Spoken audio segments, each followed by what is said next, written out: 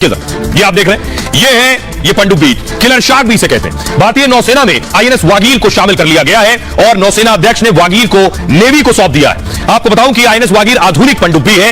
इसमें पनडुब्बी समुद्री सीमा की रक्षा करती है, यानी इसकी तैनाती होती है, जो आपका समुद्र है उसकी जो सीमा लगती है, यानी तट पर तो फोर्स मौजूद है, लेकिन पानी में ये पनडुब्बी दुश्मनों के जहाज मिसाइल पर इसमें हमले की क्षमता होती है। मेक इन इंडिया के तहत इसका निर्माण किया गया है और बिना आवाज के चलने वाला ये इंजन है। मछली की आवाज सुनने की क्षमता भी इस पनडुब्बी में है। सोचिए, मछली की आवाज भी पानी में सुन लेगी।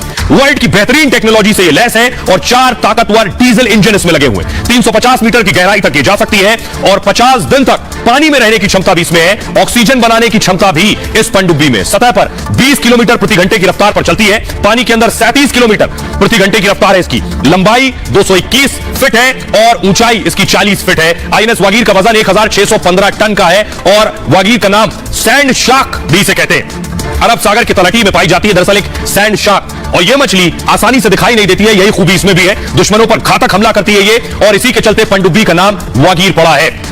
अब मैं आपको बताता हूं कि यह कितनी घातक है, दुश्मन क्यों परेशान है। दरअसल इस पनडुब्बी के बन जाने के बाद, भारत के पास यह ताकत आ जाने के बाद, ये आप ऐसे जानेंगे कि इसकी खासियत क्या है। तो इसकी खासियत यह है, जो आप देख रहे हैं, आईएनएस वागीर को साइलेंट किलर भी कहते हैं और बिना आवाज के दुश्मन पर यह हमला करती है। आधुनिक नेविगेशन ट्रैकिंग तकनीक से लैस है ये और निगरानी खुफिया जानकारी जुटाने में सक्षम है। खतरे को 10 किलोमीटर पहले जान लेती है ये। स्टील्थ टेक्नोलॉजी से रडार को चकमा देने की इसमें ताकत है और एक्सोसेट एंटी शिप मिसाइलों से ये लैस है। मिसाइल की रफ्तार 1148 किलोमीटर प्रति घंटे होती है। आइए अब आपको सुनवाते हैं।